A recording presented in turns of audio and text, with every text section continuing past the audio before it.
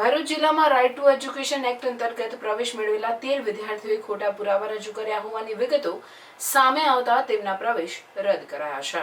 ભરૂચ જિલ્લામાં આરટીઈ અંતર્ગત 2 રાઉન્ડમાં 2745 છાત્રોએ પ્રવેશ મેળવ્યો છે। ત્યારે પ્રવેશ મેળવ્યો ત્યારે કેટલાક વિદ્યાર્થીઓના વાલીઓએ પસંદગીની શાળા નહીં મળતા પ્રવેશ લેવા ગયા ન હતા।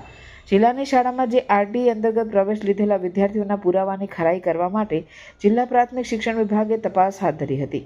અંકલેશ્વર તાલુકામાં ન્યૂ જીઆરડીસી એરિયામાં ચાલતી વિઝન ઇન્ટરનેશનલ સ્કૂલ ઓફ એક્સલન્સમાં આરટીઈ અંતર્ગત પ્રવેશ લીધેલા વિદ્યાર્થીઓના પુરાવાની તપાસ કરવામાં આવતા તાલુકા શિક્ષણ અધિકારી અને બીઆરસી કોઓર્ડિનેટર ઘરે લઈ જઈ વાલીઓની મુલાકાત લઈને તમામ દસ્તાવેજો તપાસ્યા। આ તપાસ દરમિયાન 13 જેટલા વિદ્યાર્થીઓના વાલીઓના આવકના દાખલામાં ભૂલ હોવાના કારણે 13 વિદ્યાર્થીઓના આરટીઈ પ્રવેશ રદ કરવામાં આવ્યા છે। ઉલ્લેખનીય છે કે જિલ્લા શિક્ષણ વિભાગ આરટીઈ અંતર્ગત કોઈ ખોટા પુરાવા રજૂ કરી લાભ લઈ ન જાય તે માટે વિશેષ ટીમ બનાવીને આરટીઈ અંતર્ગત પ્રવેશ મેળવેલા વિદ્યાર્થીઓના ઘરે જઈને પુરાવા તપાસ કરવામાં આવી રહ્યા છે।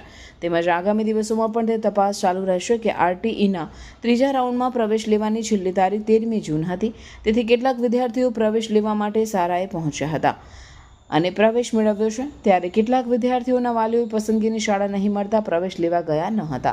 બધું જિલ્લાની શાળામાં જે આરટીઈ અંતર્ગત પ્રવેશ લીધેલા વિદ્યાર્થીઓના પુરાવાની ખરાઈ કરવા માટે જિલ્લા પ્રાથમિક શિક્ષણ વિભાગે તપાસ હાથ ધરી હતી, જે અંતર્ગત અંકલેશ્વર તાલુકામાં જીઆરડીસી એરિયામાં ચાલતી વિઝન ઇન્ટરનેશનલ સ્કૂલ ઓફ એક્સલન્સમાં આરટીઈ અંતર્ગત પ્રવેશ લીધેલા વિદ્યાર્થીઓના પુરાવાની તપાસ કરવામાં આવતા તાલુકા શિક્ષણ અધિકારી અને બીઆરસી કોઓર્ડિનેટર ઘરે જઈ વાલીઓની મુલાકાત લઈને તમામ દસ્તાવેજો તપાસ્યા હતા।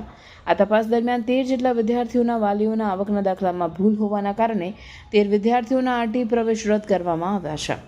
ઉલ્લેખનીય છે કે જિલ્લા શિક્ષણ વિભાગ આરટીઈ અંતર્ગત કોઈ ખોટા પુરાવા રજૂ કરી લાભ લઈ ન જાય તે માટે વિશેષ ટીમ બનાવીને આરટીઈ અંતર્ગત પ્રવેશ મેળવેલા વિદ્યાર્થીઓના ઘરે જઈને પુરાવાઓની તપાસ કરવામાં આવી રહી છે, તેમજ આગામી દિવસોમાં પણ તે તપાસ ચાલુ રહેશે।